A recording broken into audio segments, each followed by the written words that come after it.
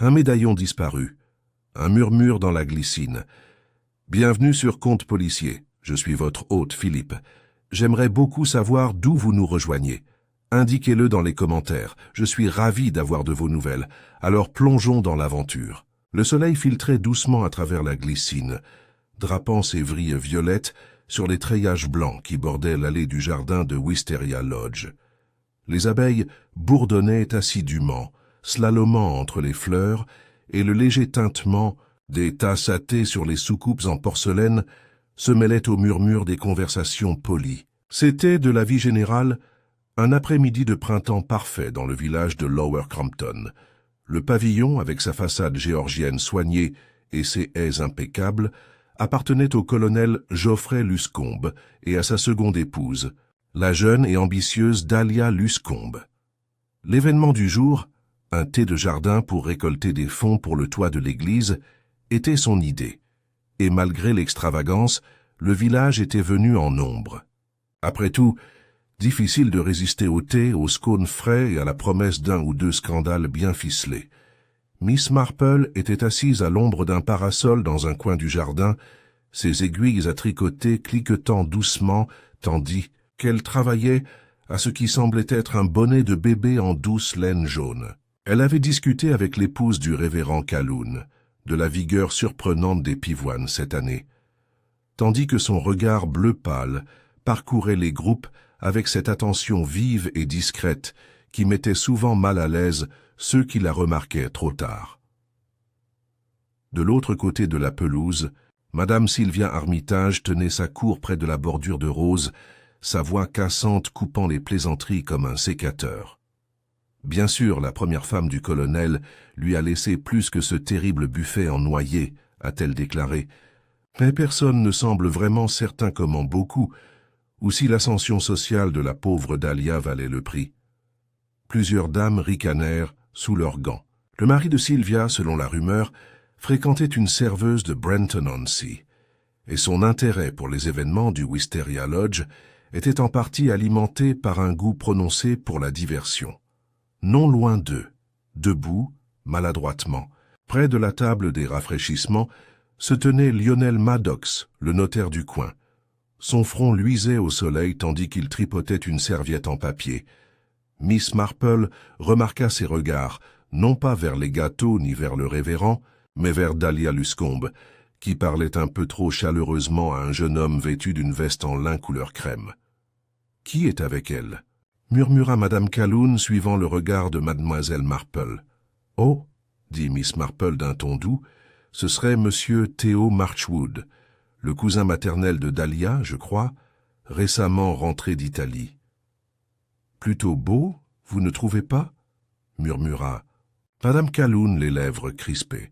« Mais si j'étais mariée au colonel Luscombe, je garderais peut-être mon cousin à distance. » Miss Marple ne répondit pas. Elle fit un discret nœud à son fil et observa tranquillement l'assemblée. Il y avait Marjorie Bentham, la directrice de l'école de filles, qui observait nerveusement le chien du pasteur renifler trop près de la nappe. Il y avait les Tucker, Harry et Edith, propriétaires de la boutique d'antiquités, connus pour chuchoter sur la provenance de tout, des petites cuillères au diadème. Et enfin, il y avait le colonel Luscombe en personne, arrivé en retard, et avec la raideur d'un homme qui préfère polir ses médailles plutôt que de s'occuper de génoises et de sourires forcés. Il parut mécontent d'emblée, mais nul ne pouvait dire si c'était à cause de la présence de Theo Marchwood ou de la généreuse gorgée de sirop de fleurs de sureau servie par Madame Baxter. Il salua sèchement les invités, accepta un scone sans grand intérêt et rejoignit Dahlia d'un air obligé.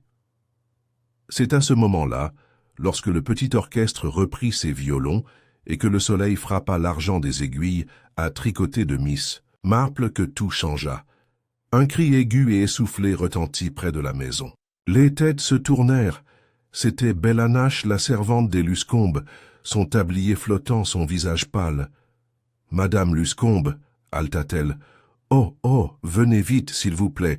Il y a quelqu'un. Il est mort. » La pelouse, qui quelques instants plus tôt était un véritable tableau de bavardage et de civilité, tomba dans un silence stupéfait. Puis vinrent les murmures, les inspirations brusques et le bruissement croissant des gens se dirigeant en groupe vers la maison. Miss Marple se leva, non pas précipitamment, mais avec la précision de quelqu'un qui avait déjà vu de tels motifs se former. « Où est-il, Bella » demanda Dahlia d'une voix aiguë. « Où est-il »« Le bureau » balbutia la bonne. « C'est Monsieur Maddox. Il ne bouge pas. Il est juste par terre. Oh, je crois. » Le colonel Luscombe passa devant lui avec une rapidité inhabituelle. Theo Marchwood, dont l'expression agréable avait complètement disparu, le suivit rapidement. Miss Marple entra avec les autres, mais s'arrêta juste devant le seuil. Son regard se porta sur la lourde porte en chêne du bureau, désormais entr'ouverte. Au-delà, elle aperçut la silhouette immobile de Lionel Maddox, affalé près du tapis de l'âtre, une chaise renversée à côté de lui. Une main était tendue, paume vers le haut, comme s'il offrait quelque chose, ou s'il venait de le laisser tomber. Le docteur Fairweather fut immédiatement appelé, même si personne ne s'attendait à de bonnes nouvelles. Dahlia tremblait, serrant un mouchoir contre ses lèvres, tandis que Theo se tenait à ses côtés, silencieux et incrédule. Personne n'avait entendu un cri, aucune lutte. Rien n'avait interrompu le rythme agréable du thé et des bavardages dans le jardin. Et pourtant, dans le silence frais de la maison, la mort était entrée. Silencieusement, efficacement.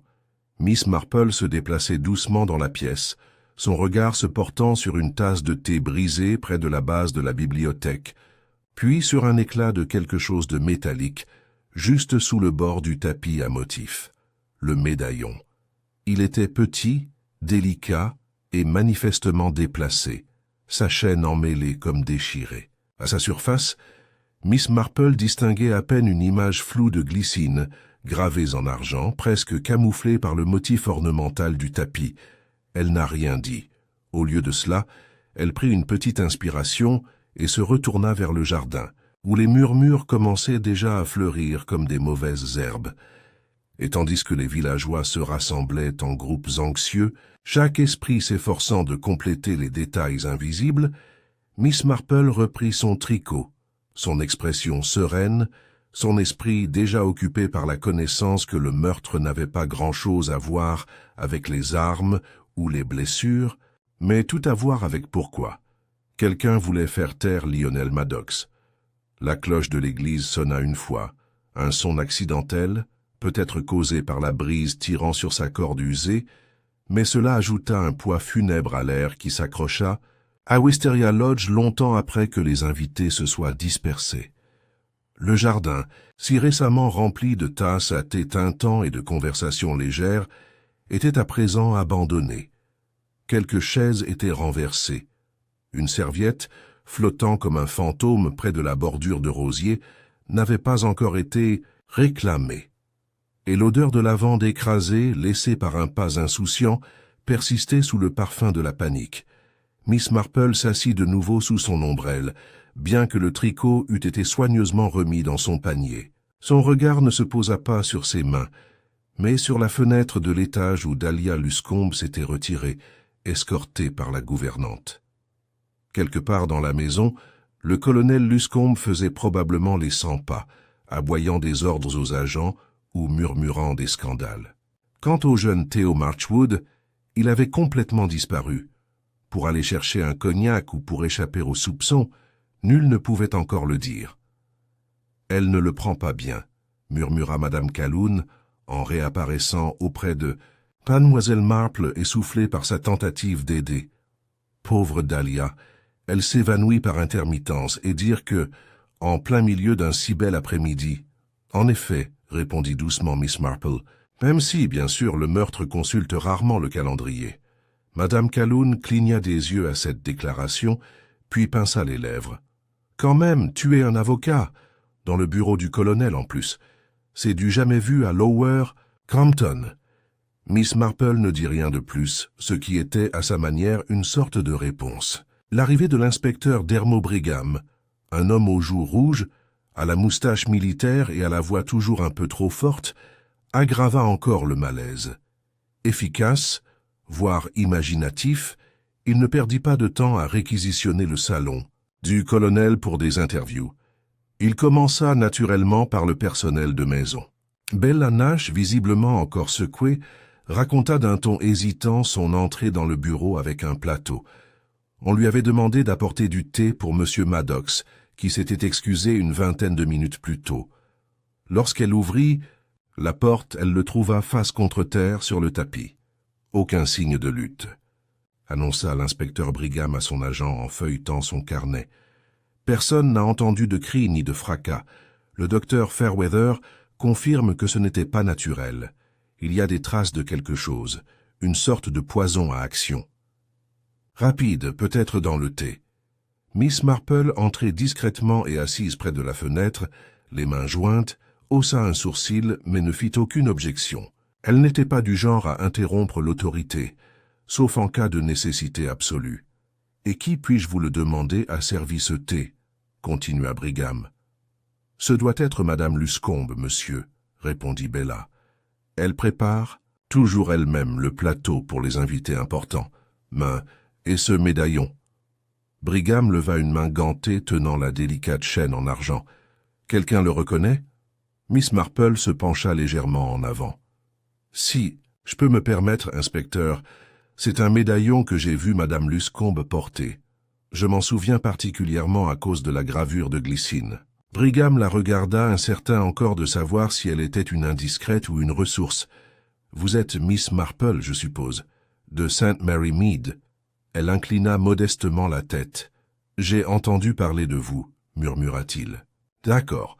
Bon, mieux vaut garder vos observations pour vous pour l'instant. » Miss Marple sourit simplement. Dehors, le village était déjà en pleine effervescence. La nouvelle de la mort de Lionel Maddox s'était répandue à une vitesse surnaturelle. Confessions murmurées chez l'épicier, regards échangés à la poste, et sans doute brodés chez le coiffeur à l'heure du thé. Au village, les conversations, habituelles sur la météo et les œufs de canard, avaient été remplacées par des spéculations. « Du poison, dit-on », murmura Edith Tucker, le nez rosi par le soleil, juste là dans le bureau du colonel. Une affaire épouvantable, à se demander quel secret cache un avocat. J'ai toujours dit qu'il avait l'air trop suffisant pour son propre bien. Ajouta son mari. Les hommes suffisants accumulent les ennemis. Pendant ce temps, à l'école, Mademoiselle Bentham était assise seule à son bureau, corrigeant distraitement ses devoirs d'une main distraite. Elle connaissait Lionel depuis des années. Il gérait plusieurs testaments du village, dont celui de son défunt père. Il avait un jour avoué, sous l'influence de plusieurs xérès, qu'il la trouvait terriblement perspicace pour une maîtresse d'école. S'agissait-il d'admiration ou de quelque chose de plus condescendant? Elle n'en avait jamais été certaine.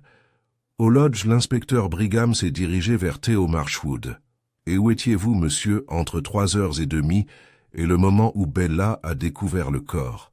Théo, assis, une cheville sur le genou, affichait un sourire las.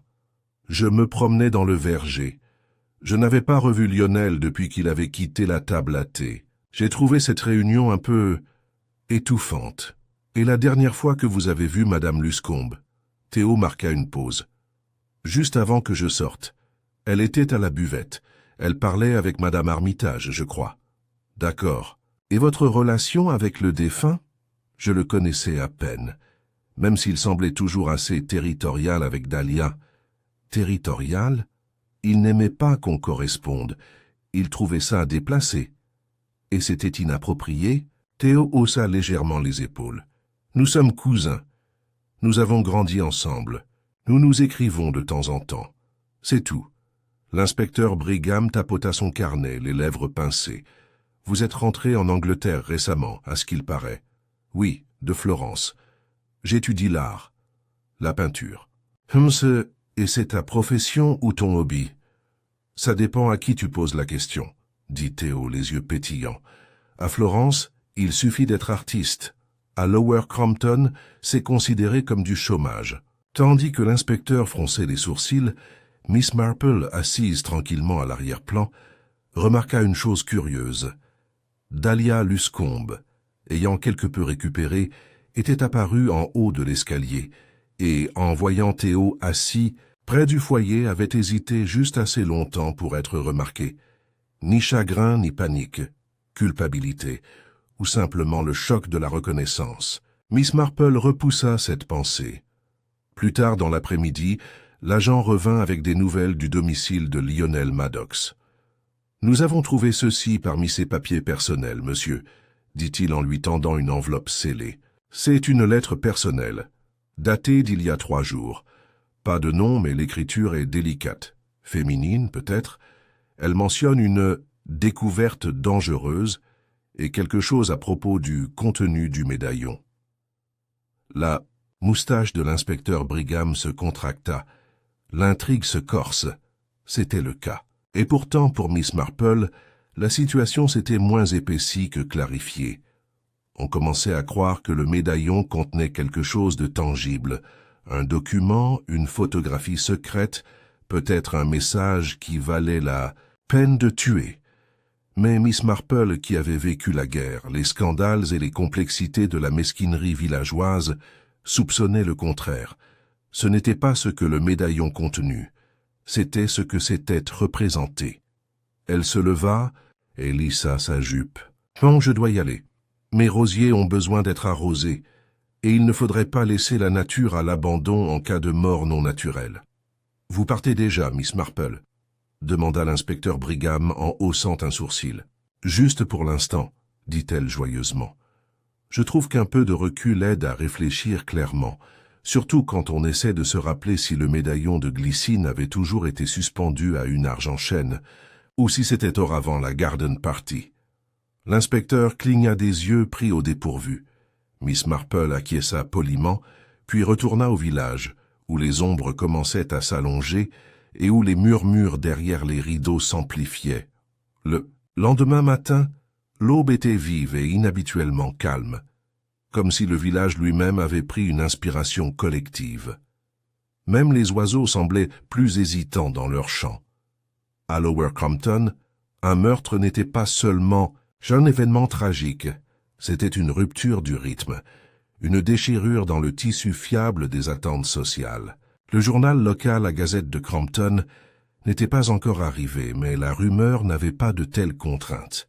Dans la rue principale, les murmures circulaient entre les commerçants comme des notes pliées dans une salle de classe. La boulangerie Peabody, 2 sœurs âgées serrèrent leur petit pain au raisin tout en spéculant sur la présence d'arsenic dans les tasses de thé. Chez l'apothicaire, on avait déjà demandé à l'assistante, à 2 reprises, si des poisons avaient été achetés récemment, ce qui n'était pas le cas.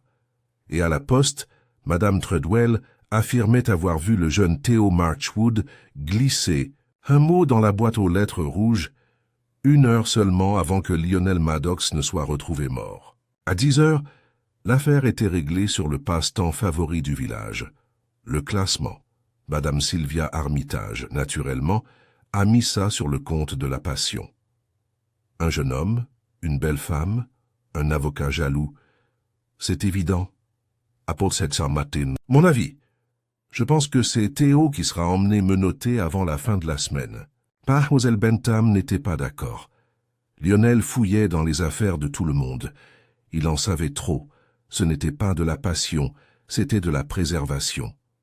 Et puis il y en avait d'autres, plus prudents, plus incertains, qui se demandaient en silence si la charmante Madame Luscombe n'était pas aussi fragile qu'elle le paraissait.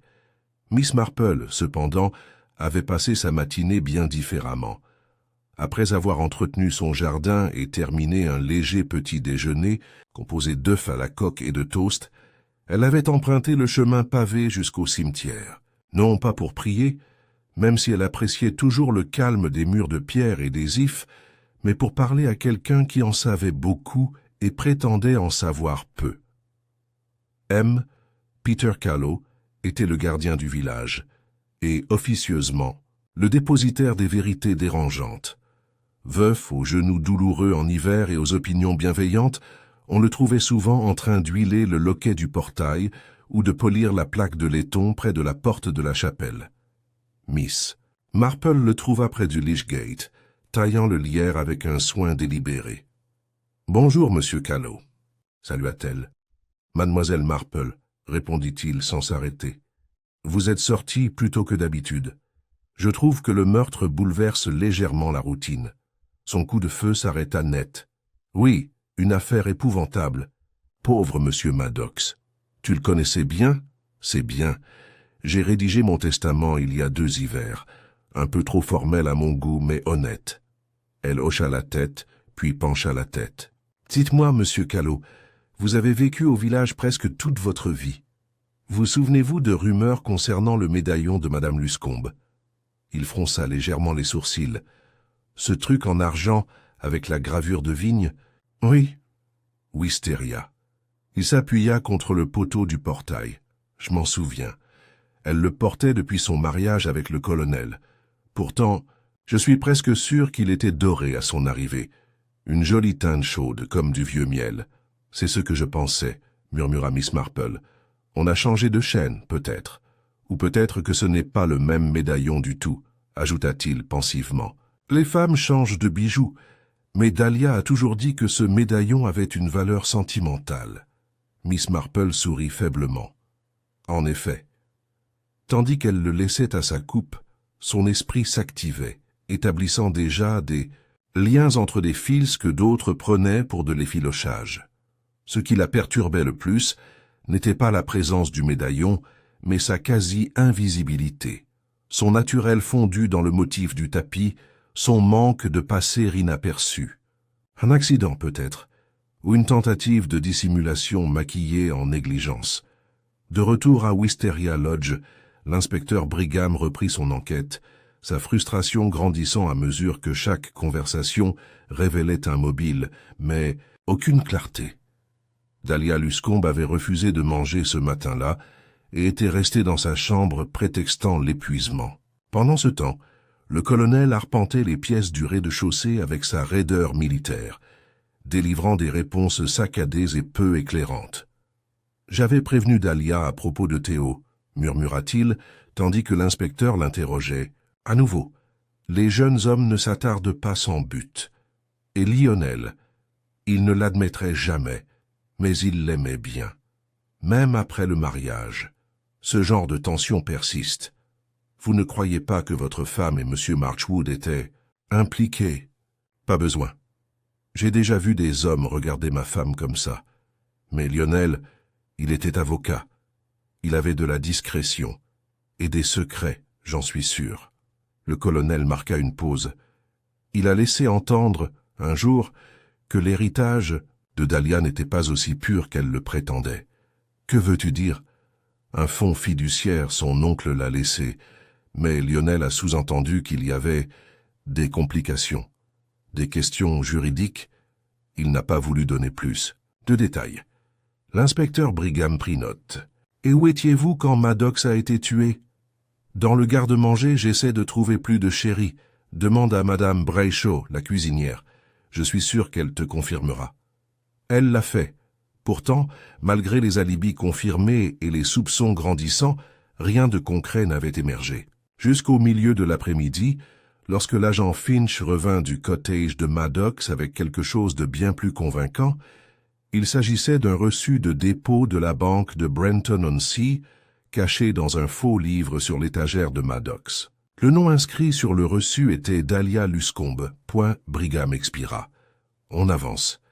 De retour dans son cottage, Miss Marple reçut cette nouvelle non pas de la police, mais par une visite fortuite de Madame Calhoun, qui l'avait apprise par la fille de l'épicier, qui l'avait apprise par la belle-sœur de Finch. « Un coffre-fort », déclara Madame Calhoun essoufflée, « et il est dans son nom.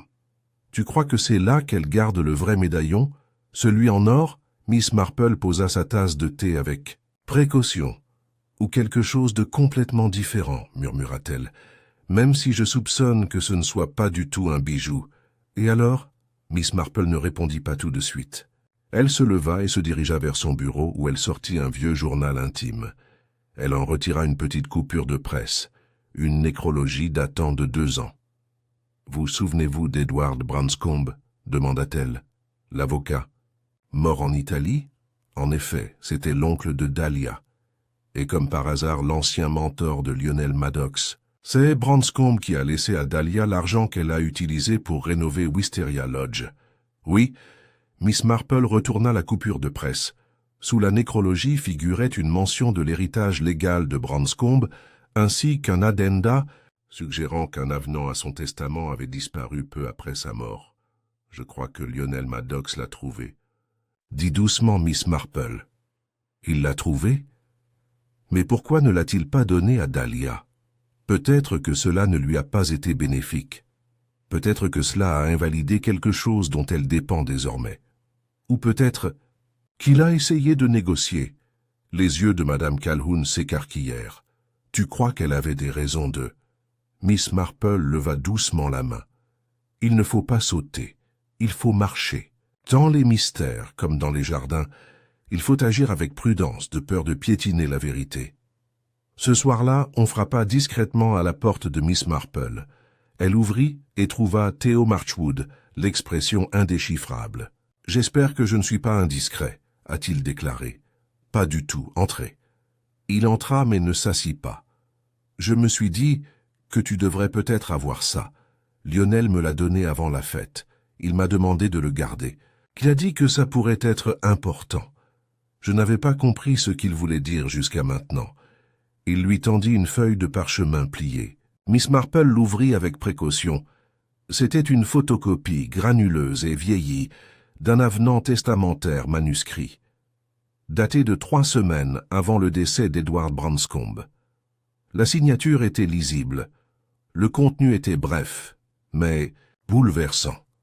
La fiducie, selon le communiqué, devait être répartie entre Dahlia Luscombe et un autre bénéficiaire non identifié, qui n'avait pas encore été localisé.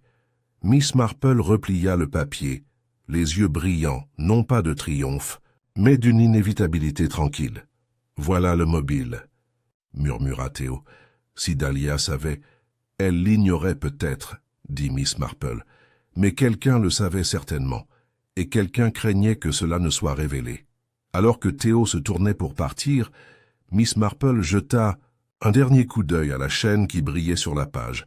Pas d'or, pas d'argent, mais laiton une vieille chaîne, échangée délibérément. Ce que tout cela signifiait, elle ne pouvait pas encore le dire, mais elle se rapprochait.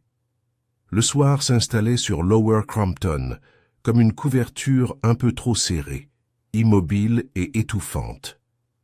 Les ruelles étaient silencieuses, mais les fenêtres scintillaient de la lueur ambrée des lampes, et derrière les rideaux, les habitants du village observaient, s'interrogeaient et chuchotaient. À Wisteria Lodge, les volets étaient tirés. Le colonel Luscombe s'était retiré tôt, grommelant, trop de questions infernales, et se versant un second verre de Porto. À l'étage, Dahlia restait cloîtrée dans son boudoir, refusant visiteurs et, paraît-il, nourriture. Même les domestiques se déplaçaient d'un pas plus délicat, comme si le bruit lui-même était devenu agaçant. L'inspecteur Brigham, cependant, était plus agité que jamais. Il arpentait le bureau de la loge, le dernier endroit connu où se trouvait Lionel Maddox, son regard scrutant la pièce tel un faucon. Une légère odeur de bois de rose et d'encre persistait. Sur le bureau, soigneusement rangé, se trouvaient 2 tasses, dont une seule avait été lavée. L'autre, celle dans laquelle Maddox avait bu sa dernière gorgée, était restée intacte depuis la veille, recouverte d'une cloche en verre jusqu'à la fin des analyses en laboratoire. « Du poison », marmonna Brigham en croisant les bras. « Mais quel genre? Et comment l'administrer? Du thé, un comprimé ?» L'agent Finch, penché dans un coin, un bloc-notes à la main, se gratta l'oreille. Toujours aucune trace de médicaments ou de poudre dans la maison de Maddox, monsieur. Ni rien en possession de Madame Luscombe. Ce qui rend la chose d'autant plus rusée, répondit Brigham, et d'autant plus troublante. Dehors, le jardin restait étrangement immaculé. L'allée où les invités se réunissaient autrefois était désormais déserte. Les pétales de rose avaient commencé à faner sous l'humidité de la fin du printemps, et la glycine, autrefois si charmante sur le treillis, ressemblait désormais à un cortège funèbre. Miss Marple, quant à elle, ne restait pas inactive. Le document que Théo lui avait confié était désormais soigneusement enfermé dans son bureau. Mais ses implications résonnaient dans ses pensées comme une mélodie persistante. Le testament révisé d'Edward Branscombe, s'il était authentique, signifiait que les droits financiers de Dahlia sur la succession n'étaient peut-être pas aussi inébranlables qu'elle le prétendait. Et si Lionel Maddox avait eu l'intention de révéler ce détail, il n'était pas exagéré de supposer que quelqu'un avait une puissante motivation pour le réduire au silence. Mais les motivations, Miss Marple le savait trop bien, étaient nombreuses. L'opportunité, en revanche, exigeait bien plus de précision. Ainsi, le lendemain matin, elle rendit une visite discrète à la seule personne dont la connaissance du timing, du thé et des plateaux pourrait être plus utile que quiconque ne le pensait. Bella Nash, la femme de chambre. Bella vivait dans une modeste maisonnette juste à côté du chemin derrière l'église. Sa mère avait travaillé comme blanchisseuse. Son frère, aujourd'hui contremaître dans une usine à Brenton.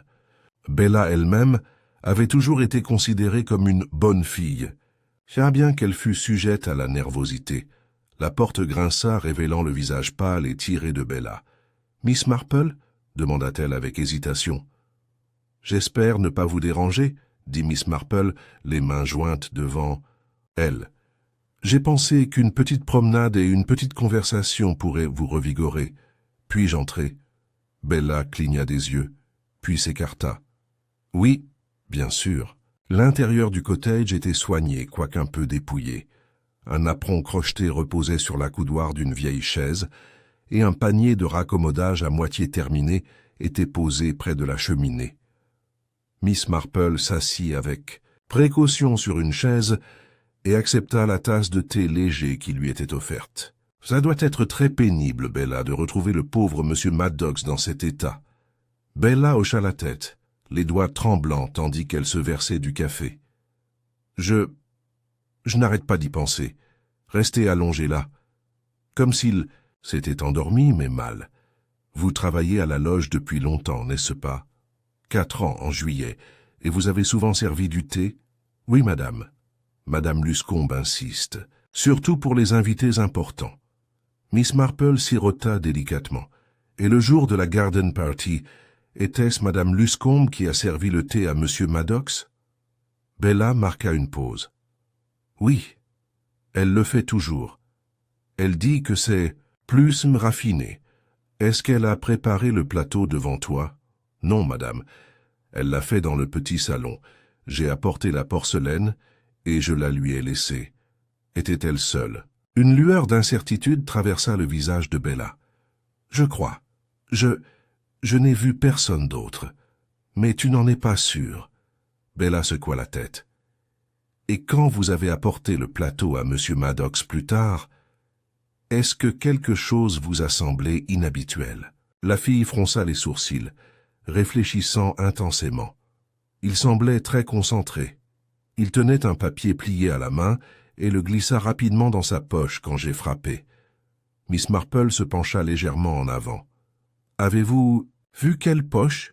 Côté gauche, gilet. » Miss Marple émit un bourdonnement pensif. « Et ce papier a-t-il été retrouvé après ?» Bella cligna des yeux. « Je ne sais pas. L'inspecteur n'en a jamais parlé. Intéressant, » murmura Miss Marple. « Très intéressant, en effet. » Elle ne resta pas longtemps. Bella était reconnaissante, à voix basse, de sa compagnie, même si Miss Marple soupçonnait que c'était la première fois qu'elle parlait longuement depuis la tragédie. Alors qu'elle traversait le village, une brise agita les haies et apporta avec elle le faible son des cloches de l'église voisine. Elle passa devant le green, où Madame Armitage tenait déjà sa cour sur le banc, le plus proche de l'étang aux canards. « Mademoiselle Marple » appela la femme. « Asseyez-vous un instant. Je disais justement que ce sont toujours les charmantes qui sont à l'honneur. J'ai dit à tout le monde, il y a des années, que Dahlia Luscombe était une source d'ennui. Miss Marple sourit poliment et s'assit.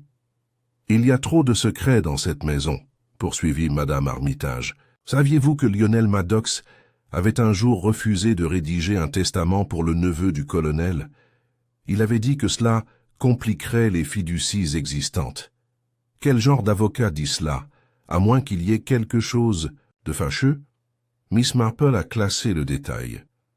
Peut-être était-il trop prudent, ou peut-être savait-il quelque chose sur Dahlia qu'il ne pouvait pas mettre par écrit. Eléa fait disparu pendant près d'1 an après la rupture de ses premières fiançailles.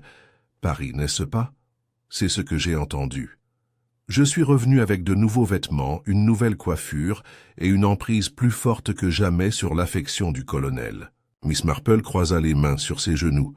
Parfois, vous savez, les gens se réinventent par nécessité, parfois par peur. Madame Armitage cligna des yeux. De la peur? Miss Marple se leva, la voix toujours aussi légère. Eh bien, les secrets restent rarement enfouis éternellement.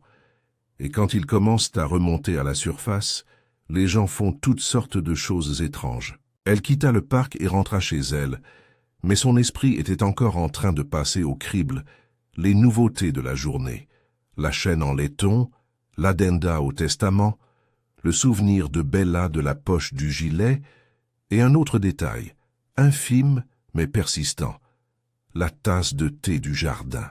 Pas celle empoisonnée, mais celle qui avait été nettoyée trop tôt. Quelqu'un s'était empressé de nettoyer ce qui aurait pu être une preuve, mais Miss Marple était patiente. La vérité, telle une pousse sous le gel, finissait toujours par remonter la pente. Ce soir-là, alors que le crépuscule s'installait et que l'air devenait lourd du parfum de la glycine, on frappa à la porte. C'était Miss Bentham. « J'ai besoin de te parler, » dit-elle, les yeux brillants d'un étrange mélange de peur et de résolution. Miss Marple la fit entrer sans un mot, sentant déjà qu'une autre couche de ce délicat puzzle était sur le point de se dévoiler. La lampe à huile posée sur la table de chevet de Miss Marple projetait une lueur chaude et vacillante sur le salon lorsque Miss Bentham entra, serrant son sac à main à 2 mains comme une bouée de sauvetage. Elle était habillée comme toujours, sagement, modestement, avec une broche en forme de lys épinglée juste au-dessus de son cœur. Pourtant, ce soir-là, son attitude manquait de calme. Son regard se perdait dans les recoins de la pièce, comme si elle craignait d'être écoutée. Miss Marple, qui n'est jamais du genre à faire pression sur un invité pour qu'il révèle quelque chose, lui offrit une tasse de thé à la camomille et laissa le silence s'étendre aussi longtemps que nécessaire. Lorsque Miss Bentham parla enfin, ce fut dans un murmure, bien qu'il n'y ait personne d'autre présent que le tic-tac de l'horloge du grand-père. « J'aurais dû prévenir la police, » commença-t-elle, « mais je ne pouvais pas. Du moins, pas encore. Je ne voulais pas me tromper. » Miss Marple hocha discrètement la tête. Les gens ont souvent peur de s'enfoncer davantage en disant la vérité. Et parfois, malheureusement, c'est le cas. Mais parfois, c'est la seule issue. Mademoiselle Bentham prit une gorgée de thé et hocha la tête, plus pour elle-même que pour son hôtesse.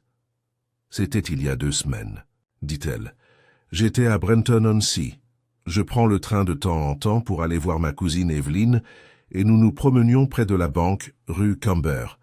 C'est là que je les ai croisés. Lionel Maddox et Dahlia Luscombe, ensemble, en pleine conversation, très animée.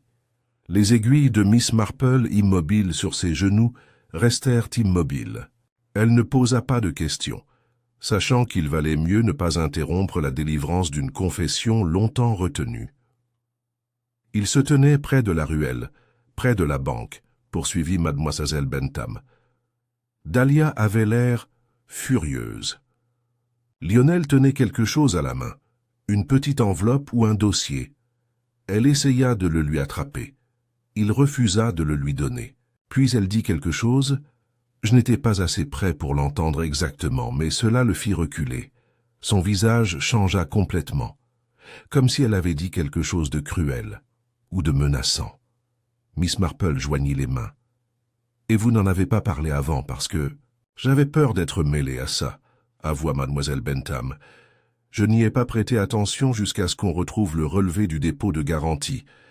Et maintenant, je ne suis plus si sûr que Dahlia soit bien celle que je croyais. » Il y eut une pause. « Puis-je vous demander, dit doucement Miss Marple, à quel point connaissiez-vous Lionel Maddox ?»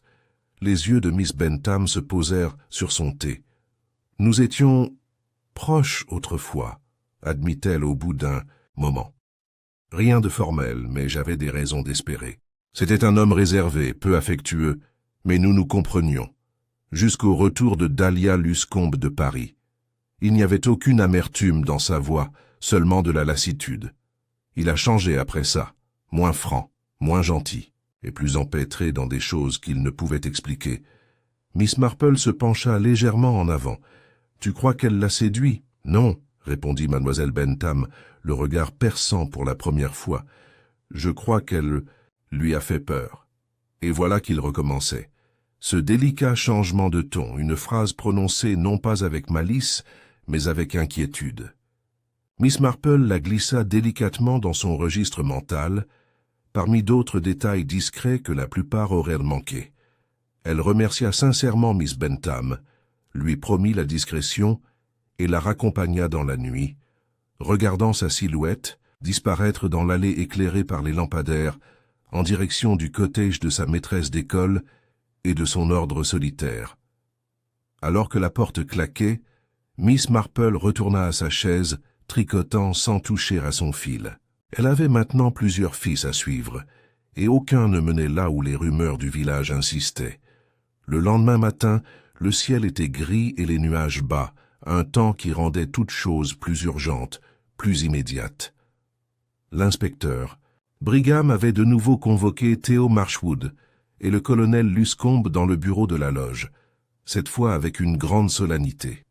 « Nous avons reçu une analyse préliminaire du laboratoire du comté, » annonça-t-il en arpentant le bureau du colonel. « Des traces d'aconitine ont été trouvées dans la tasse de thé de M. Maddox. » Théo leva la tête, surpris. « De l'aconitine? De l'aconite ?» Brigham hocha la tête d'un air sombre. « Une neurotoxine puissante. Difficile à détecter si elle n'est pas testée, absorbée rapidement. Les symptômes incluent nausées, picotements, voire insuffisance respiratoire. Utilisée historiquement à petite dose, à dessein. « Un poison de jardinier, » dit le colonel d'un ton sec. « Pas un poison de dame. »« C'est précisément pour cette raison qu'il a peut-être été choisi, » répondit Brigham. « C'est subtil et mortel. Nous cherchons maintenant à savoir qui aurait pu y avoir accès. Le jardin de Wisteria Lodge n'en cultive pas, mais celui de l'école, oui. » Les deux hommes tournèrent légèrement la tête à ces mots. « L'école, » demanda Théo. « Mademoiselle Bentham supervise le club d'horticulture, » expliqua Brigham. « La plante est cultivée dans un parterre d'angle, clôturé et étiqueté. Normalement, elle est inoffensive si on la laisse tranquille. » Théo fronça les sourcils.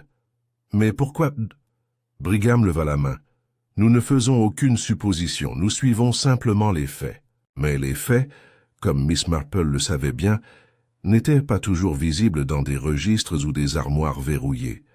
Parfois, ils vacillaient dans la pénombre de la mémoire ou dansaient dans les espaces entre ce que les gens disaient et ce qu'ils ne disaient pas.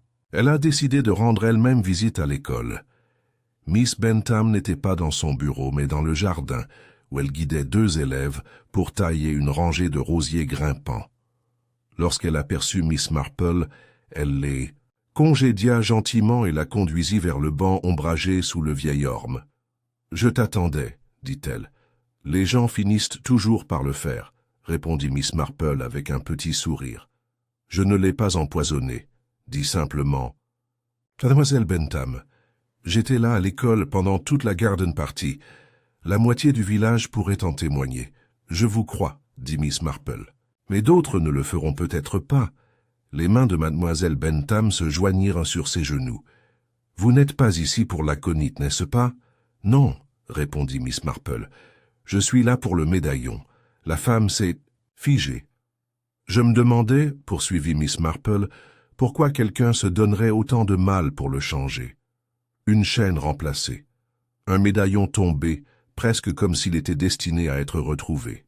Et la personne qui le portait, sans aucun doute, Madame Luscombe, n'a pas mentionné une seule fois sa disparition. Les lèvres de Miss Bentham s'entr'ouvrirent, puis se refermèrent. « Elle ne le portait pas ce jour-là, dit-elle finalement. Ce n'était pas le vrai, c'est pour ça qu'il a été échangé. Il n'a pas été perdu, il a été remplacé. Miss Marple attendait. « Je l'ai vu, dit doucement mademoiselle Bentham. Le jour de la fête, juste avant qu'elle ne commence. Elle était dans le chemin derrière le pavillon, en train de parler à quelqu'un que je ne voyais pas bien. Et quand elle s'est retournée, elle n'avait plus son médaillon. Je l'ai remarqué car je le cherche toujours, c'est devenu sa signature, mais elle se touchait le cou, comme si elle réalisait qu'il avait disparu. Elle l'a donné à quelqu'un, a déclaré Miss Marple. Oui, ou quelqu'un le lui a pris. Un long silence s'ensuivit. Miss Marple se leva.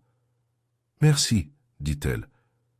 Vous avez été très courageux. » Alors qu'elle retournait dans les ruelles, quelque chose que Miss Bentham avait dit résonna vivement dans son esprit.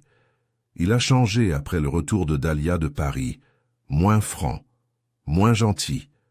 Des secrets, en effet. De retour à son chalet, elle sortit le document que Théo lui avait donné. L'addenda au testament. Elle examina l'encre, la signature, puis, sortant une loupe de son tiroir à couture, elle se concentra non pas sur l'écriture, mais sur le bord. Une légère empreinte, celle que l'on laisse lorsqu'on presse un papier sur un autre. Une autre lettre, une autre copie, ou quelque chose de plus dangereux encore, la trace d'un faussaire. Ses pensées furent interrompues par un coup à la porte. C'était encore Bella Nash. Mais cette fois, ses mains étaient vides. « Je me suis souvenu de quelque chose, » dit-elle essoufflée, « quelque chose que j'avais oublié. » Miss Marple s'écarta, sentant déjà que le puzzle était en train de bouger, et que les dernières pièces, longtemps obscurcies par le charme et la civilité, commençaient à montrer leur bord. Bella Nash se tenait sur le pas de la porte de Miss Marple, pâle et essoufflée, les doigts serrés sur son tablier. Malgré le soleil matinal, il ne procurait aucune chaleur à la jeune femme inquiète. Miss Marple, qui préparait un nouveau pot de Earl Grey et s'occupait de ses bégonias, étudia le visage de Bella avec une sympathie silencieuse. « Tu ferais mieux d'entrer, chérie, » dit-elle doucement. Bella la suivit dans le salon, où l'odeur du vernis à la lavande persistait dans l'air, et le tic-tac de l'horloge du grand-père marquait le lent passage du temps. Une fois assise, et une tasse de thé offerte, qu'elle déclina d'un hochement de tête nerveux, Bella parla enfin, sa voix à peine plus haute qu'un murmure. « Je me suis souvenu de quelque chose, Miss Marple. Quelque chose à propos de l'après-midi où M. Maddox est mort. Je n'y avais pas pensé au début, et maintenant j'ai peur que cela ait de l'importance. » Miss Marple croisa les mains et attendit. « C'était juste avant que je le trouve, » dit Bella. « J'étais allée au petit salon chercher le plateau à thé. Madame Luscombe avait fini de le mettre, mais elle n'était pas là. J'ai supposé qu'elle était sortie un instant. La porte du jardin était légèrement entr'ouverte. » Bella baissa les yeux et joua avec l'ourlet de sa manche. J'ai tendu la main vers le plateau et j'ai remarqué quelque chose d'étrange. Il y avait 2 tasses à thé à côté de la théière. L'une avait la cuillère à sucre habituelle sur la soucoupe, l'autre avait un léger cerne rouge sur le bord. Le regard de Miss Marple s'aiguisa. Rouge? Oui, comme du rouge à lèvres. Je n'y avais pas vraiment prêté attention avant d'être dans le bureau. La tasse dans laquelle M. Maddox buvait, il n'y avait pas de rouge à lèvres du tout. Elle était propre sur le bord. Les pensées de Miss Marple s'agitèrent. Donc, si ce dont vous vous souvenez est exact, quelqu'un d'autre s'est peut-être servi une tasse de thé, ou a manipulé cette tasse avant que vous ne l'apportiez à M. Maddox. Bella hocha la tête. C'est bien ce que je pensais. Mais pourquoi? Qui aurait pu faire ça? Miss Marple se pencha légèrement en avant. Bella, puis-je vous demander, vous souvenez-vous si Madame Luscombe porte du rouge à lèvres? Bella cligna des yeux. Pas d'habitude. Elle porte du rose pâle, depuis toujours, mais je me souviens avoir déjà vu du rouge à lèvres rouge, une ou deux fois, sur le mouchoir de sa cousine, Monsieur Marchwood. Les lèvres de Miss Marple se pincèrent en une ligne pensive. C'était là, remarqua-t-elle intérieurement, un détail particulier. Theo Marchwood, comme beaucoup de jeunes gens à l'esprit artistique, dégageait un certain romantisme, une certaine décontraction bohème. Mais un mouchoir taché de rouge à lèvres. Soit il avait une admiratrice, soit une autre femme était impliquée. Miss Marple remercia gentiment Bella et la rassura en lui disant que sa mémoire était utile et non compromettante. Mais lorsque la jeune servante partit, se tordant les mains tout le long du chemin, Miss Marple resta assise plusieurs minutes dans un silence complet.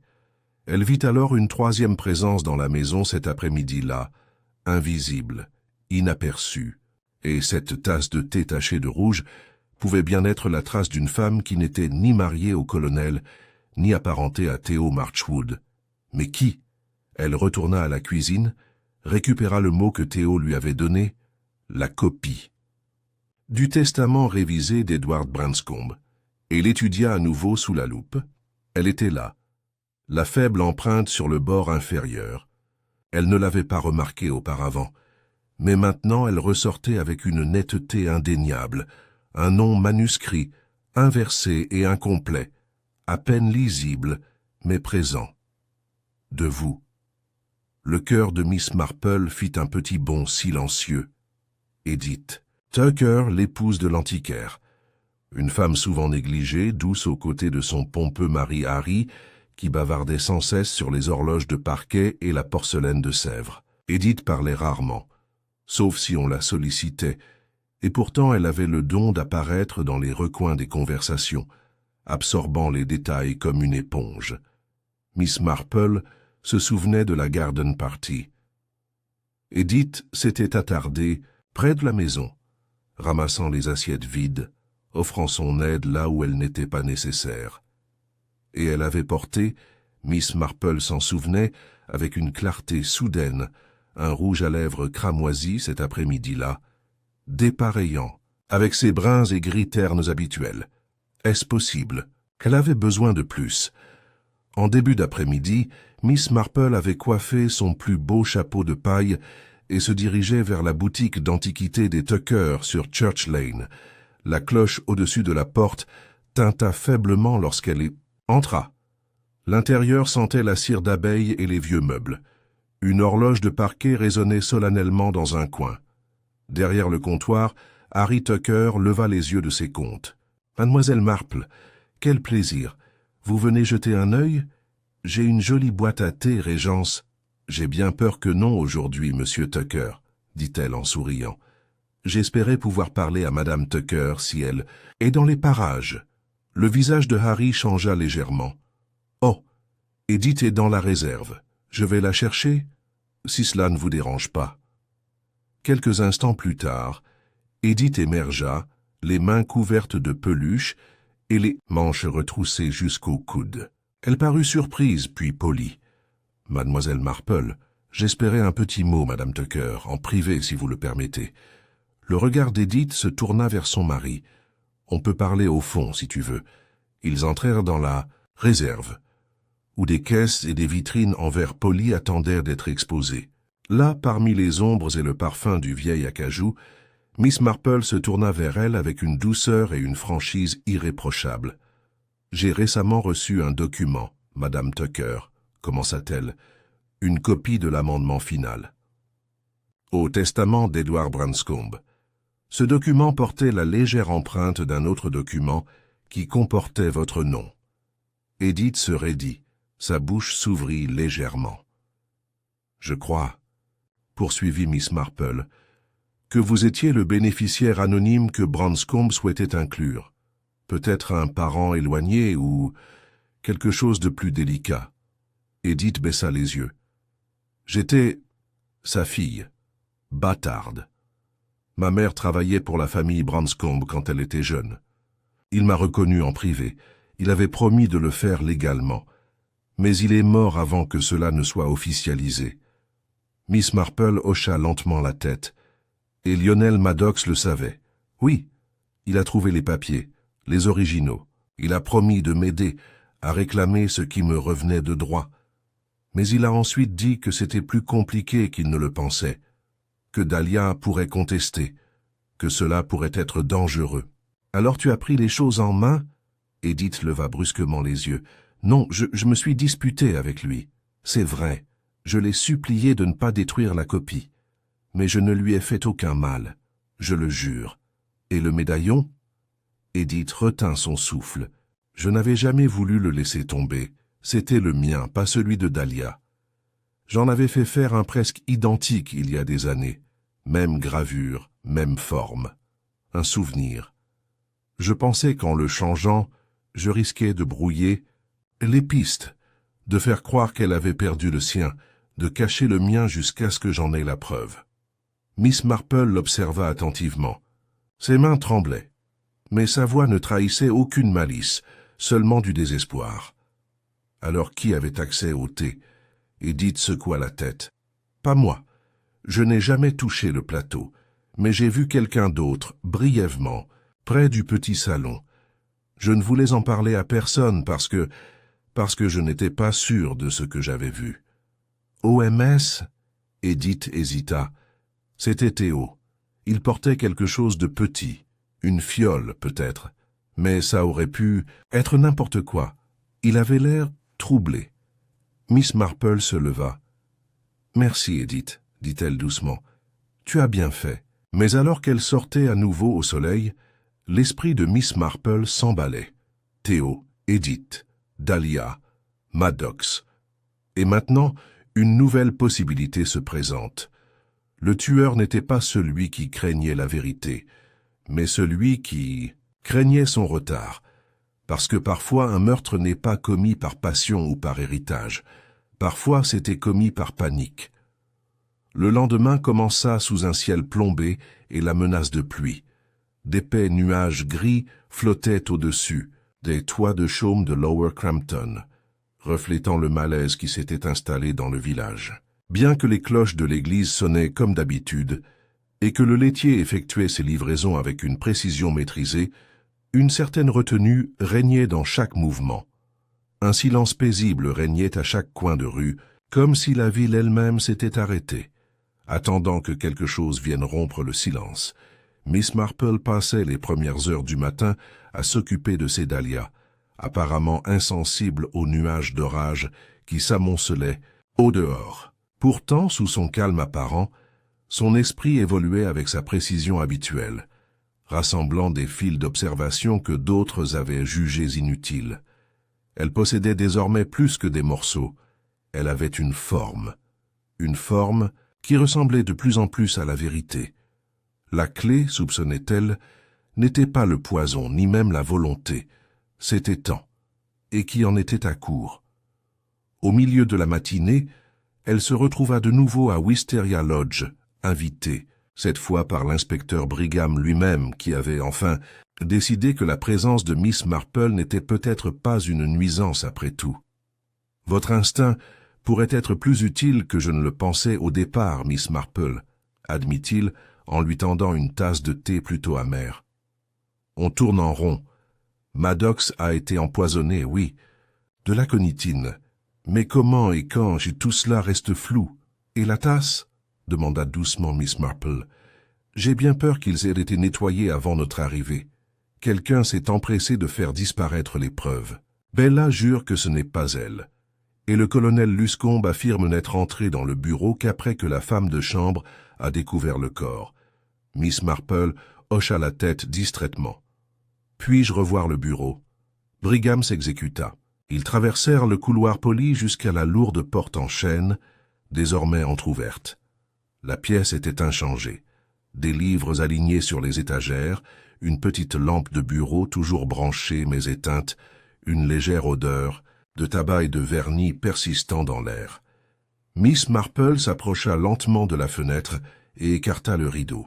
La vue donnait sur l'allée du jardin, celle-là même bordée de glycines. De là, n'importe qui aurait pu voir la garden party se dérouler. Les invités, les rires, l'arrivée et le départ des invités par les portes-fenêtres.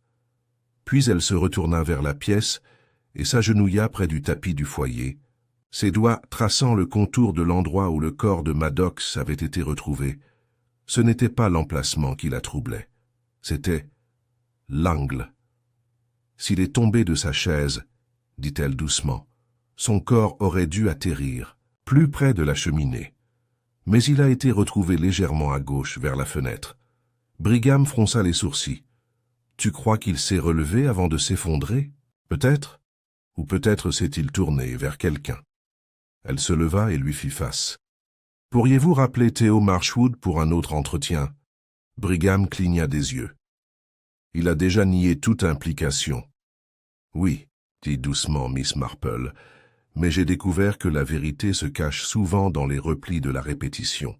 Theo arriva à Wisteria Lodge cet après-midi-là, habillé plus proprement que d'habitude, sa veste en lin remplacée par un manteau en tweed et ses cheveux peignés en une raie presque écolière. Brigham n'a pas perdu de temps. Monsieur Marchwood, nous avons des raisons de croire que vous avez été vu près du petit salon juste avant la livraison du plateau de thé. Le visage de Theo se figea. Qui a dit ça? Laisse tomber pour l'instant, tu étais là? Theo hésita. Oui, brièvement. J'étais allé chercher un livre que j'avais laissé plus tôt, au conservatoire. Avez-vous parlé à Madame Luscombe? Non. As-tu touché le plateau de thé? Non, répéta-t-il trop vite. Miss Marple l'observa attentivement. La lueur de peur dans ses yeux n'était pas, pensa-t-elle, la peur de la culpabilité, mais celle de implication, elle. Parla doucement. Theo, puis-je te demander quelque chose? Il se tourna vers elle, visiblement soulagé par la douceur de son ton. Lorsque vous m'avez remis la copie de l'amendement testamentaire d'Edward Branscombe, vous avez dit que Lionel Maddox vous avait demandé de la conserver pour lui. Mais c'était un homme prudent. Il ne confiait jamais de documents sensibles à qui que ce soit à la légère. Pourquoi vous? Theo déglutit. Parce que je lui devais quelque chose. Car c'était quoi? Theo hésita encore, puis se rassit lourdement. Il m'a aidé. Il y a des années, j'ai eu des ennuis à Florence, des dettes, mauvaise fréquentation. Lionel a obtenu des fonds grâce à une fiducie familiale. Discrètement. Personne ne le savait, pas même Dahlia. Je vois, dit Miss Marple. Je pense qu'il était au courant des irrégularités financières de Dahlia, ajouta Theo à voix basse, et je pense qu'il comptait utiliser le testament modifié pour la forcer à avouer ou à retirer ses prétentions. Pourquoi? Parce qu'il essayait de protéger quelqu'un d'autre. Miss Marple pencha la tête. Quelqu'un comme Edith Tucker? Theo cligna des yeux. Tu sais, je crois que beaucoup de gens soupçonnaient cela, même si peu l'ont exprimé ouvertement. M. Branscombe était peut-être son père, mais son nom n'a jamais été légalement ajouté à sa succession. Maddox avait l'intention de rectifier le tir. Et peut-être quelqu'un a-t-il cru que révéler la vérité anéantirait tous leurs acquis. Theo se pencha en avant. Je n'ai pas tué Lionel, Miss Marple. Je le jure. Je te crois, dit-elle doucement. Mais quelqu'un pensait que tu l'aurais cru. Brigham fronça les sourcils. Mademoiselle Marple, où voulez-vous en venir? Elle se tourna vers lui. Inspecteur, dites-moi, avez-vous examiné les documents de la banque de Brenton-on-Sea, le coffre-fort au nom de Dahlia Luscombe? Brigham hocha la tête. Rien d'inhabituel, juste des papiers de famille, des actes de naissance, quelques lettres. Pas d'originaux signés du testament de Branscombe? Non. Je crois, donc, que l'amendement original n'a jamais été en possession de Dahlia. Il est resté chez Maddox.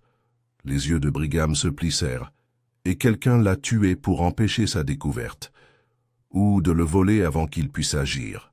Theo se leva. Alors qui? Miss Marple leur fit face. Sa voix était basse mais claire.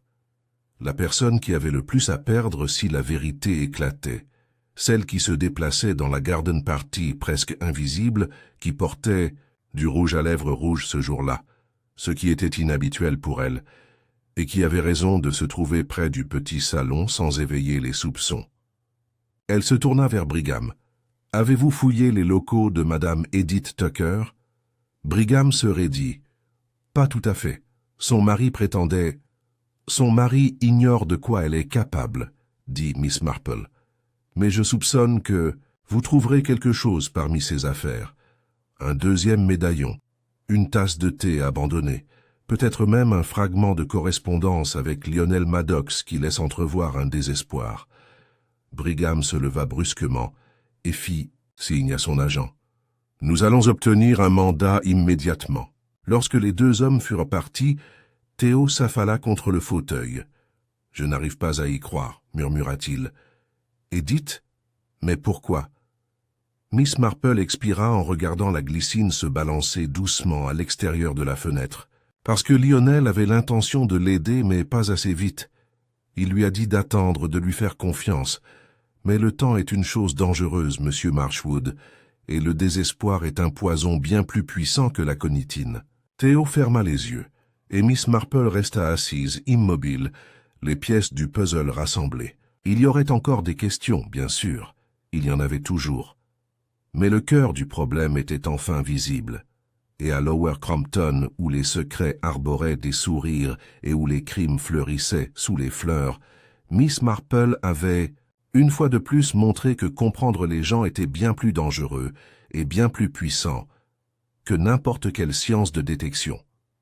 La pluie s'abattit en début de soirée, non pas avec le tonnerre ni les bourrasques, mais avec une persistance silencieuse, tel un rideau qui se tire doucement sur le village. Les ruelles pavées de Lower Crompton, humides, reflétaient la lueur des réverbères à gaz comme des flaques d'or dans le crépuscule.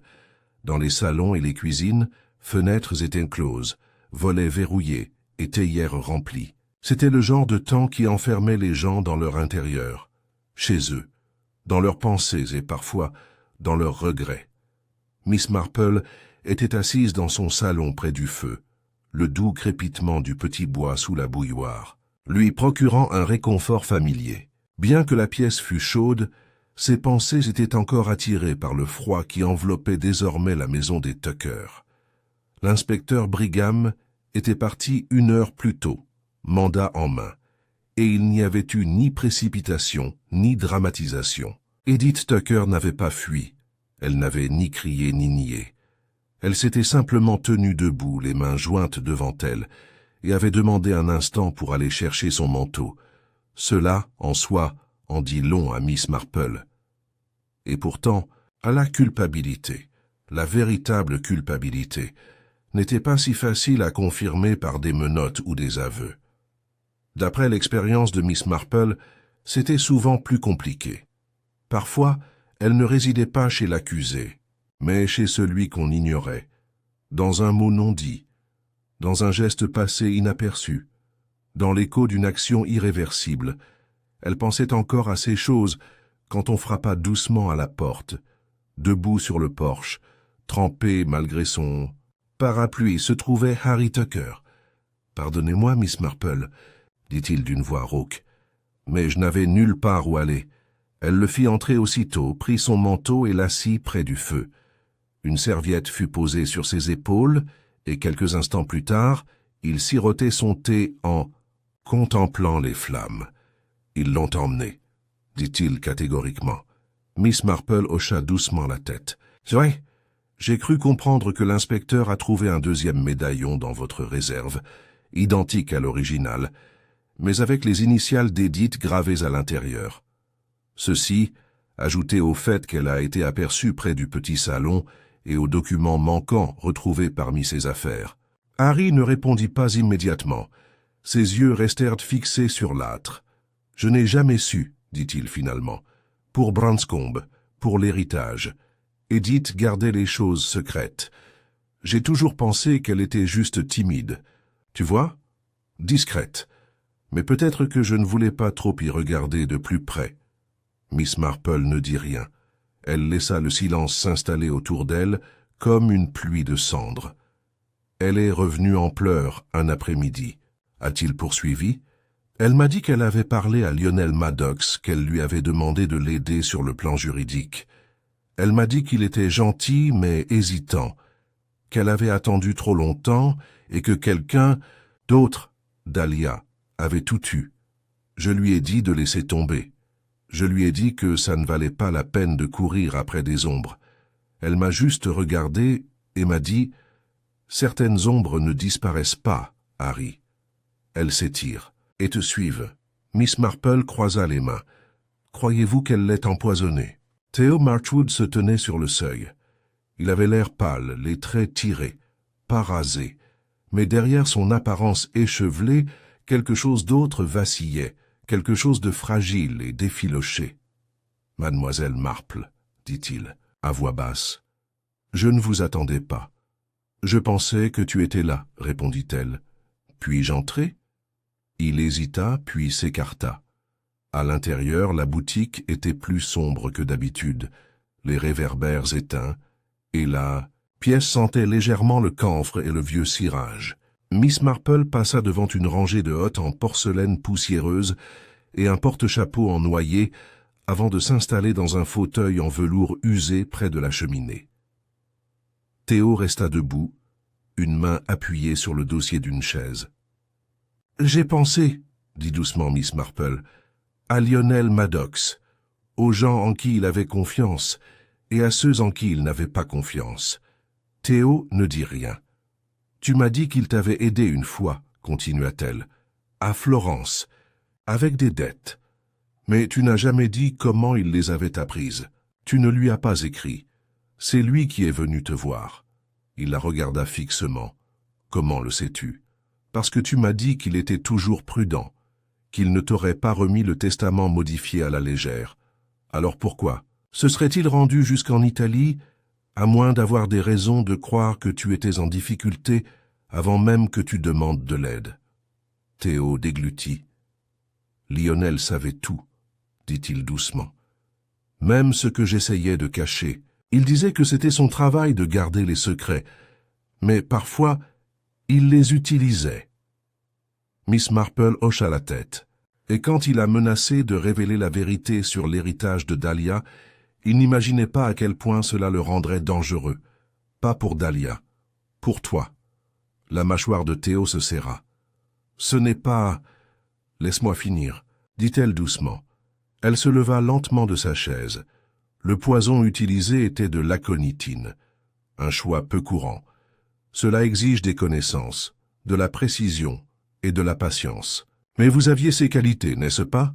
Vous êtes peintre, un homme habitué à préparer ses propres matériaux, à travailler avec des substances délicates, des pigments, des fixateurs. Vous les avez même transportés en voyage. « Je n'ai jamais touché au thé, » dit Théo, la voix brisée. « Non, » répondit Miss Marple, « mais vous avez touché le thé hier. » Ses yeux s'écarquillèrent. « Bella Nash vous a vu près du petit salon, portant quelque chose de petit, une fiole peut-être, quelque chose que vous avez rapidement versé dans la théière. Le goût aurait masqué l'amertume. La tasse de Maddox était simplement la première à être versée. Il a reculé. « Elle allait me ruiner, » dit-il. Presque pour lui-même. Tout a disparu. Le trust, la maison, les expositions que j'avais prévues à Florence. Maddox a trouvé la clause qui invalidait ma part si la réclamation d'Edith était confirmée. Il a dit que ce devait être juste. Et c'est ce que vous avez fait, dit doucement Miss Marple. Vous avez laissé tout le monde soupçonner Edith, même Dahlia. Vous l'avez laissé s'incriminer en échangeant les tasses, en paniquant. Il s'assit lourdement, les mains dans les cheveux. Je ne voulais pas que ça se passe comme ça. Je pensais que si je lui faisais peur, il reculerait. Je ne savais pas que Dahlia trouverait le corps, qu'elle paniquerait, qu'Edith laisserait tomber son médaillon. L'expression de Miss Marple ne se durcit pas. Au contraire, elle le regarda avec une tristesse infinie. Tu as laissé 2 femmes se détruire pour te protéger. L'une pleurait la perte de sa légitimité. L'autre avait tellement peur du scandale qu'elle aurait porté le poids d'un meurtre qu'elle n'avait pas commis. Théo leva les yeux, le regard vitreux. « Tu vas le dire à l'inspecteur ?»« Je le dois, » dit Miss Marple à voix basse, « parce que la vérité, monsieur Marchwood, ne disparaît pas une fois enterrée. Elle ne fait que s'envenimer. Une heure plus tard, l'inspecteur Brigham, convoqué à la demande de Miss Marple, arriva au magasin et plaça Theo Marchwood en garde à vue. Le jeune homme ne résista pas. Il ne démentit pas une seconde. Juste un hochement de tête calme et résigné, et un dernier regard vers Miss Marple, qui se tenait non loin, les mains jointes. « C'était comme un frère pour moi », murmura Theo. « Je ne savais pas comment l'arrêter autrement. » Brigham secoua la tête. « Il y a toujours d'autres solutions. » Alors qu'il le conduisait sur le chemin détrempé, les villageois commencèrent à se rassembler à nouveau. Non pas par curiosité cette fois, mais par honte silencieuse. Pour une fois, personne ne murmura. Miss Marple resta un moment dans la boutique. Elle se dirigea vers l'étagère près du comptoir où était posée une petite photographie encadrée d'argent. C'était un portrait. Le jeune Theo debout dans un jardin ensoleillé de Florence, un pinceau à la main, un sourire figé dans le temps. Elle retourna le cadre. Dans un coin, des mots en italien étaient gravés faiblement. La vérité est patiente. La vérité est patiente. Plus tard dans la soirée, Miss Marple s'assit de nouveau dans son salon, reprenant son tricot, le feu crépitant. Elle avait décliné le dîner au presbytère et éludé gentiment l'invitation de Madame Calhoun à raconter toute l'histoire. Elle préférait, maintenant, le calme. Restait l'affaire d'Edith Tucker, dont le nom serait lavé, et celle de Dahlia. Luscombe qui aurait besoin de temps, peut-être d'années, pour réparer sa réputation, et peut-être son cœur. Et Lionel Maddox, qui avait tenté, à sa manière, de faire le bien envers ses proches. Peut-être trop tard. Miss Marple prit sa tasse de thé et but une gorgée pensive. La pluie recommença à tomber, tapotant doucement aux fenêtres. Dehors, la glycine, lourde d'humidité, retombait sur le treillis. Le jardin refleurirait en été. Mais pour l'instant, le village exhalait. Le silence n'était plus anormal, plus effrayant. C'était la paix. 3 jours après l'arrestation discrète de Theo Marchwood, le temps changea à Lower Crampton. Le vent s'apaisa, le ciel se leva, et les glycines, lavées par la pluie, semblèrent fleurir avec une vigueur renouvelée, comme si la nature elle-même percevait la tension qui se dégageait des ruelles étroites du village. Et pourtant, bien que la vérité ait éclaté, le village ne retrouva pas immédiatement son confort. D'après l'expérience de Miss Marple, la justice ne s'accompagnait pas toujours de célébration, mais de réflexion. Un meurtre déstabilisait plus qu'un foyer. Il touchait les amitiés, les réputations et la fragile architecture de la vie d'une petite ville. À Wisteria Lodge, les rideaux s'étaient enfin ouverts. Le colonel Luscombe avait fait de longues promenades avec les chiens, et Dahlia, bien que pâle et abattue, avait recommencé à recevoir quelques proches, Madame Calhoun pour le thé et le révérend Calhoun avec une prière soigneusement formulée sur les dangers du silence et le don de la vérité. Dahlia n'avait été accusée de rien, bien sûr. Son seul crime, comme Miss Marple l'avait gentiment exprimé lors d'une de leurs récentes conversations dans la véranda, était la lâcheté.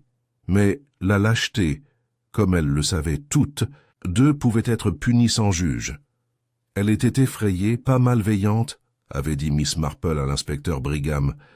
Peur du scandale, de la perte, de l'érosion de son statut. Et la peur, inspecteur, a causé plus de bêtises dans les salons que la cupidité n'en a jamais provoqué dans les conseils d'administration. Brigham avait grogné, peut-être en signe d'approbation réticente. Il n'était pas homme à nuancer, mais il n'était pas idiot. Le véritable meurtrier avait été traduit en justice, et au final, c'était ce qui comptait. Les aveux de Theo Marchwood avaient été complets, voire larmoyants. Il avait décrit la préparation du poison avec un détachement clinique, une méthode qu'il avait apprise en expérimentant avec des pigments naturels pour la peinture. L'aconitine était dissimulée dans une minuscule fiole, dont le design rappelait celui de son flacon d'eau de Cologne, lequel, peut-être intentionnellement, s'était brisé pendant la garden party, dans ce que l'on croyait être un accident maladroit. Seule Miss Marple s'était demandé pourquoi il avait apporté de l'eau de Cologne dans le jardin. Il avait admis avoir versé le contenu de la théière, une fois celle-ci laissée sans surveillance. Il ne savait pas, disait-il, si Lionel boirait à la première ou la seconde tasse. Mais selon ses propres termes, Lionel se versait toujours d'abord, c'était un homme d'habitude. Ce calcul froid avait laissé l'inspecteur ébranlé. Miss Marple n'avait pas dit grand-chose lors de la confession officielle. Elle était simplement assise au fond du bureau, les mains jointes sur les genoux, l'expression indéchiffrable. Elle savait ce qui avait poussé Théo à agir. Et même si elle ne pouvait l'approuver, elle le comprenait. C'était son cadeau. C'était sa malédiction. Le dimanche suivant l'arrestation, le village reprit son calme habituel. L'église était à nouveau pleine, malgré une nouvelle tristesse. Dans les hymnes, parmi les fidèles figurait Dahlia Luscombe, vêtue de gris et coiffée d'un simple voile, assise à côté du colonel, les mains jointes sur ses genoux. Personne ne lui adressa la parole directement, mais beaucoup lui adressèrent un signe de tête poli. Dans un endroit comme Lower Crompton, la politesse était le premier pas vers le pardon. Edith Tucker avait été libérée, bien sûr. Aucune charge n'avait été retenue contre elle. Les autorités n'avaient présenté aucune excuse, même si Miss Marple avait insisté pour la raccompagner elle-même chez elle. La traversée du village avait été délicate, mais la présence de Miss Marple aux côtés d'Edith avait été plus éloquente que n'importe quelle déclaration publique. « Tu le savais, n'est-ce pas ?» demanda Edith en passant devant le green, d'une voix douce et méfiante. Miss Marple hocha légèrement la tête. « Pas au début. Mais je me demandais pourquoi tu laissais un indice aussi évident, le médaillon bien en vue. Et puis j'ai compris. Il n'était pas à toi. » Edith baissa les yeux. « C'était un cadeau, dit-elle doucement, de quelqu'un qui voulait que j'aie quelque chose de beau. Quelqu'un qui m'a dit que j'étais importante. » Monsieur Maddox. Elle hésita puis hocha la tête. Miss Marple tendit la main et lui tapota doucement la main. « C'est rare qu'on s'en souvienne, » a-t-elle dit, « surtout quand c'est gênant. » Ils se séparèrent sur les marches de la boutique d'antiquités, où Harry Tucker attendait, chapeau à la main, les yeux rouges mais secs. Il ne dit rien, se contentant de prendre la main de sa femme et de la serrer fermement lorsqu'ils entrèrent. Miss Marple les regarda partir, puis se tourna vers la maison, ses pas assurés, ses pensées réfléchies. Le lendemain matin, une lettre arriva au cottage de Miss Marple, scellée dans du papier à lettres de couleur crème et écrite de l'écriture, penchée et élégante de Dahlia Luscombe. « Ma chère Miss Marple, je n'ai pas encore le courage de vous remercier en personne, mais j'espère que nous nous croiserons un jour à nouveau en bonne compagnie. Je voulais vous informer que j'ai écrit à Edith. Non pas pour m'excuser, ce mot me paraît bien pâle, mais pour reconnaître sa douleur et ma part de responsabilité. Je ne réclamerai aucun droit sur le domaine de Branscombe. Mon mari et moi allons déménager à Bath, où l'air sera peut-être plus doux et les voisins moins attentionnés. Tu avais raison. J'ai paniqué. Et j'ai agi pour protéger une vie que je n'avais pas, en vérité, méritée. Mais je te suis, reconnaissant d'avoir décelé la peur qui se cachait derrière cette performance. Avec une gratitude silencieuse, Dahlia Luscombe Miss Marple plia soigneusement la lettre et la glissa dans son tiroir. Elle répondrait bien sûr, mais pas tout de suite. Certaines blessures avaient besoin d'un peu d'air avant d'être pansées. Plus tard dans la semaine, l'inspecteur Brigham invita Miss Marple à prendre le thé au commissariat. L'invitation était maladroite mais sincère. Il apporta le reste du gâteau aux fruits de sa femme et versa une bonne tasse de Darjeeling. « Tu sais, dit-il entre deux bouchées, rien sur cette scène de crime ne faisait penser à Théo Marchwood. Pas d'empreinte digitale, pas de raté. Sans toi. » Miss Marple secoua doucement la tête. « Vous l'auriez trouvé un jour. La culpabilité, inspecteur, laisse toujours des traces. Il suffit de savoir où chercher. » Il grogna. « Toujours. Je n'aurais jamais cru qu'il en était capable. Beaucoup de meurtriers n'en ont pas l'air. C'est ce qui les rend si dangereux. » Brigham hocha lentement la tête. « Et vous, Miss Marple, qu'allez-vous faire maintenant que le village est redevenu calme ?» Elle sourit faiblement. « Je ferai ce que je fais toujours, m'occuper de mon jardin, aller à l'Institut des femmes et attendre. » « Pourquoi ? Pour la prochaine personne qui pense que les secrets peuvent que rester enfouis à jamais. » Il rigola, puis leva sa tasse pour porter un toast silencieux. « À la patience, alors. »« Et à la glycine, » dit doucement Miss Marple. « Elle cache mieux la pourriture que la plupart des plantes grimpantes. » À l'approche de l'été, la vie à Lower Crumpton reprit son rythme. Le boulanger se remit à bavarder sur la pénurie de farine. Le sermon du pasteur reprit son cours. Les écolières en tabliers amidonnés sautillèrent de nouveau dans la ruelle près de l'école de mademoiselle Bentham. Le médaillon, le testament, le poison, tout avait été rangé dans les archives, silencieuses du village peuplé de scandales.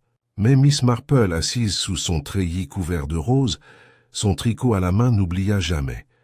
Elle savait que même dans les villages les plus paisibles, l'obscurité s'accumulait doucement, derrière les rideaux de dentelle, sous les théières en argent, dans les regards non échangés, et quand cela reviendrait, comme toujours, elle serait prête.